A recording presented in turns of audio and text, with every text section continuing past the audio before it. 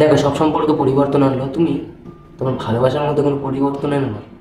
কারণ তোমার ফ্যামিলি হোক বা তার ফ্যামিলি তোমার মধ্যে সেই পরিবর্তনটা দেখতে চায়, যেখান থেকে তুমি একটা বয় থেকে একটা মেনে ট্রান্সফার করো। কিন্তু ভালোবাসার ক্ষেত্রে আলাদা রকমের সিচুয়েশন হয়। ভালোবাসার ক্ষেত্রে হয় যে তুমি ঠিক যেমনটা ছিলে ঠিক সেই রকমভাবেই তোমার ভালোবাসার মানুষটার কাছে থাকো। সেটা একটি মেয়ের কাছে একটি ছেলে হতে পারে বা একটি ছেলের কাছে একটি মেয়ে হতে পারে। তো নিজেকে পরিবর্তন করো না সেই মানুষটির সামনে যাকে তুমি খুব ভালোবেসেছো, ভালোবাসো, সেই মানুষটার সামনে কখনো পরিবর্তন হয়েও না। গোটা ফ্যামিলি তো আছে, গোটা সমাজ আছে, তুমি দেখাও তোমার পরিবর্তনটা, কিন্তু তোমার ভালোবাসার মানুষের সামনে কোনো দিন সেই পরিবর্তনটা দেখিও না। তুমি চাইলে পরিবর্তন আনো তোমার ভালোবাসায়, যে আজকে যতটা ভালোবাসা আছে পরবর্তীকালে আরও দ্বিগুণ পরিমাণে ভালোবাসা আসবে। কিন্তু ভালোবাসার কমতিটা করো না কোনো দিন।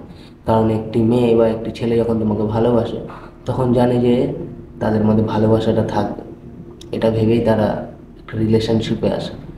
তো আর যেখানে পরিবর্তন হয়ে যাক না কেন, একটা সম্পর্কে যখন তুমি আছো একটি ছেলে বা একটি মেয়ের সাথে, সেইখানে তুমি কখনো পরিবর্তন হও না। শুধু পাস্টে, প্রেজেন্টে বা ফিউচারে, এই তিনটে জায়গাতেই হও না বস।